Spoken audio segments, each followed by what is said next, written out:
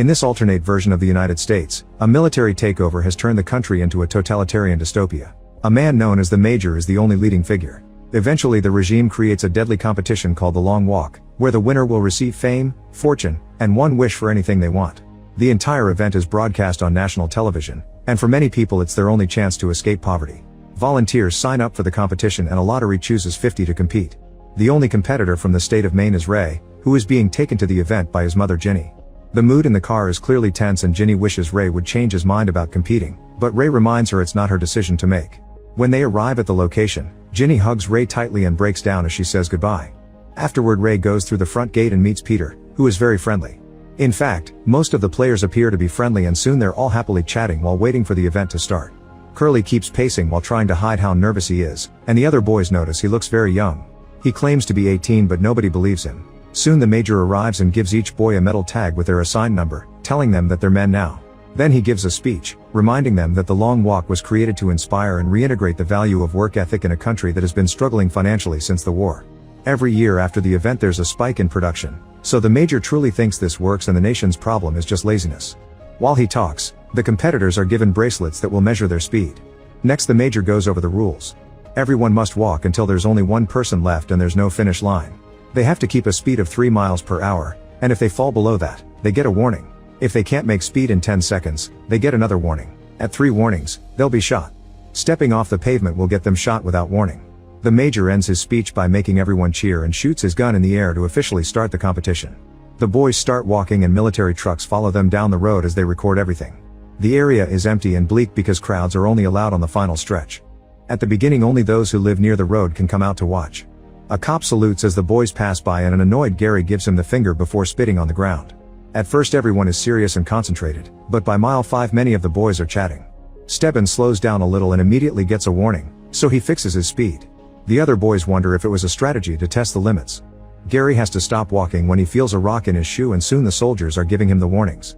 After the 3rd warning a soldier gets ready to shoot, but Gary puts the shoe back on just in time to keep moving. The other boys think he's an idiot but Gary claims he did it to get some rest. By mile 7, the boys are chatting about the prize. Arthur admits he's only here for the money but Ray says there are more important things. The other boys are skeptical so Ray explains by going on a rant about the system. The government makes them believe they're volunteering to participate, but actually the system has made them so poor and desperate that they're here because they have no better choice. Some of the boys think it's not a good idea to talk negatively about the Long Walk on camera, but Peter is impressed and agrees they should use the money to help people. Then Peter lights a cigarette. Hank warns him that it's a bad idea, but Arthur asks him to share. Their teasing is interrupted by Richard pushing through. He's writing down everyone's names and numbers because he wants to write a book about the Long Walk that will make him famous. Peter thinks it's dumb because if he wins, he'll already be rich and famous. Sometime later Curly yells in pain because he feels a cramp in his legs. He starts to slow down and the soldiers warn him, so Ray helps Curly walk while he and Peter keep encouraging him with words. Feeling motivated, Curly tries to keep moving on his own, but the pain is too much and he collapses on the ground. After the 3rd warning, a soldier shoots Curly in the head. The shock causes Ray to slow down and he receives a warning too, so Peter pushes him to move faster.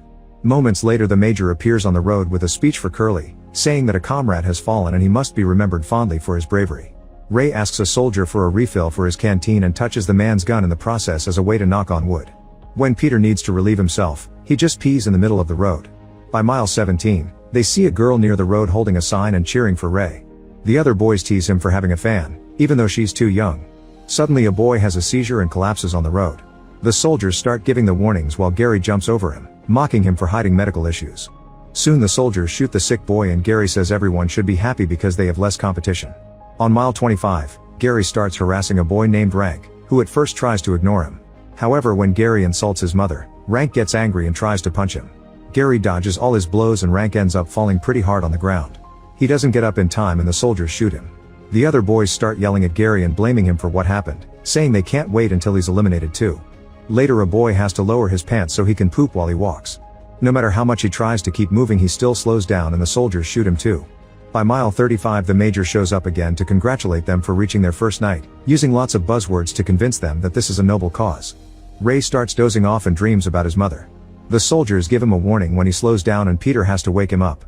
The boys chat about their families while they walk and Ray accidentally slows down again, so he receives a 2nd warning. Ray speeds up but after a few steps he stumbles and gets his 3rd warning. Now he'll have to walk without mistakes for 3 hours to clean his warnings. Peter tries to be encouraging, but Ray is nervous and snaps, saying Peter is only pretending to care. At that moment the group reaches a steep hill that makes it extra hard to walk. Soon everyone is getting tired and several boys fall, so they get shot.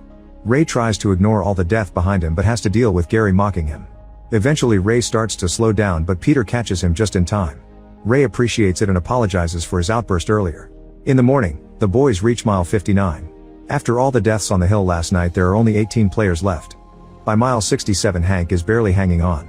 Peter tries checking on him but Hank snaps and tells him off. Meanwhile Richard has been walking with a twisted ankle and he's finally slowing down. The soldiers warn him and Ray tries to encourage him to keep moving, but Richard can't take it anymore and collapses. A soldier shoots him in the head while two children watch nearby. When the walk reaches 100 miles, the major reappears to congratulate them. A boy tries to use the chance to escape by running into a building, but the soldiers immediately shoot him down. At mile 103, the boys discuss what they'll do with their wish and Peter says he'd ask for 2 winners instead of 1. Ray wants to change the entire system, but the others point out that the wish can't directly alter the state. They get frustrated so they start cursing the major and the competition. In the evening it starts raining pretty heavily. Ray can barely stay awake so Peter is helping him walk. In the morning they reach mile 144 and Arthur stops to poop. The soldiers quickly warn him so he has to keep going before finishing. The boys keep chatting to forget about their exhaustion, so Ray decides to tell Peter about his dad, who he considers his hero. His father used to teach him illegal subjects like philosophy and the government considered him a traitor. The major himself asked him to drop his lessons and swear loyalty, but Ray's father refused and was immediately executed. Ray then reveals his secret. He's joined the long walk to wish for a gun and kill the major. He complains about the people by the road who like watching them suffer, but Peter reminds them they're victims of the system too. They were conditioned to think this is noble. By mile 170 nobody is in the mood to chat. A boy with bleeding feet can't take it anymore and begs the soldiers for help as he tries to climb on a tank. A soldier immediately knocks him down and the tank runs over his legs. He still receives the warnings while he screams in pain and eventually is shot in the head. The scene causes another boy to lose his mind and he takes off his clothes before running off the road, which gets him shot too. Hank then notices that he's lost a tooth. In the evening the group reaches mile 201 and Hank is barely standing. Ray tries to encourage him, but Hank is done. He turns around and approaches the soldiers in a truck, which gets him shot down in the spot. A devastated Arthur runs to hold his friend as he dies and receives a warning, so Ray has to pull him away to save him. The next morning they reach mile 209 with only 6 boys left. They remember that Hank had a wife and agree that the winner will donate some of the prize money to her. Their conversation doesn't include Gary, who starts feeling left out. He approaches Ray and reveals that Rank's death has been haunting him since it happened, but he never truly meant for the boy to die. Gary apologizes but also insists it wasn't his fault. He promises to donate money to Hank's wife too, so the group agrees to include him in their comradeship. As they keep walking Gary goes on a rant about the situation, clearly unable to handle the guilt. After snapping at the others, he walks ahead and uses a spoon to self-delete. The soldiers still give him the warnings and shoot him in the head as usual. On mile 260, the boys try to keep the mood up by singing. On the 5th day they reach mile 278 and take the road to the Ray's hometown. Kali thinks Ray's lucky because he'll get to see his mother, but Ray thinks it's a curse because he'll have to abandon her again. By mile 286 they start crossing the town and one of Ray's boots comes apart. Arthur points out that an uneven balance will make things harder so Ray takes off both shoes, revealing that his feet have been bleeding. When he sees Ginny nearby, Ray can't help it and runs to try to hug her. Ginny steps back and urges him to stay on the road while Peter pulls Ray just in time to stop the soldiers from shooting. Ray yells a final apology to his crying mother as he realizes he's no better than his father. As the walk continues Peter tells Ray about his own family. His parents died during the war and he was sent to live with his uncle, who beat him until he died when Peter was 10. Afterward Peter had to survive on the streets by stealing and fighting. One day during a fight, his opponent slashed his face with a knife and Peter ended up in the hospital. He blamed himself for what happened and that day he promised to always find the light even during the darkest times. If he wins, he'll use the money to help orphans. By mile 306, Stebbins points out that they shouldn't help each other anymore or this will never end.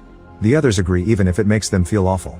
When Arthur's nose starts bleeding, the others have to pretend not to care. This causes Kali to snap, so he runs ahead and steals a gun from a soldier to shoot him to death. The boys are devastated to watch how Kali is shot down in return. Kali refuses to let them have his death too and self-deletes before they can finish him. At mile 324, Arthur's nosebleed gets worse. Peter and Ray drop the deal and help him walk, but Arthur knows he doesn't have too much time left. He begs his friends to give his locket to his grandmother when they win. Arthur also asks them not to turn around before he pulls away from them. He walks toward the truck and the soldiers quickly kill him. Night falls by mile 326. The 3 final players cross a bridge while the major keeps talking to them. Ray is annoyed and starts insulting him, but the major isn't bothered. He thinks those are the killer instincts needed by a winner. Stebbins uses the chance to reveal that he's one of the Major's dozens of illegitimate sons and his wish is to live in his father's house. However, he can feel his organs failing and he wants this to end already. Stebbins says it's been an honor to walk with them and that he's happy that the winner will be Peter or Ray. Then he stops walking and the soldiers shoot him down without his father caring. Moments later it starts to rain. Ray admits he used to be afraid of death, but after seeing so many boys die, he isn't afraid anymore because this moment is important. By mile 331 the duo reaches a town where a huge crowd is cheering for them. Peter stops and says he wants to give up so Ray can reunite with his mother, but Ray refuses and convinces him to keep going. Then Peter walks ahead, unaware that Ray has stopped behind him. Soon the soldiers shoot him down and Peter tries to come back for him, but since he's the winner the soldiers drag him away. Ray tells Peter that he loves him and apologizes to his mother before the Major appears to execute the final shot that kills him. The crowd cheers and fireworks fill the sky while Peter has a breakdown. The Major congratulates Peter and asks for his wish. Peter says he wants a soldier's gun so he can pass it to his kids one day as a symbol of his victory. The soldiers are wary but the Major tells them to grant his wish since Peter is a good man. As soon as Peter grabs the gun he points it at the Major, who tries to calm him down and reminds him of the fame and fortune. A crying Peter just replies this is for Ray before shooting the Major on the spot. Then he drops the gun and walks away.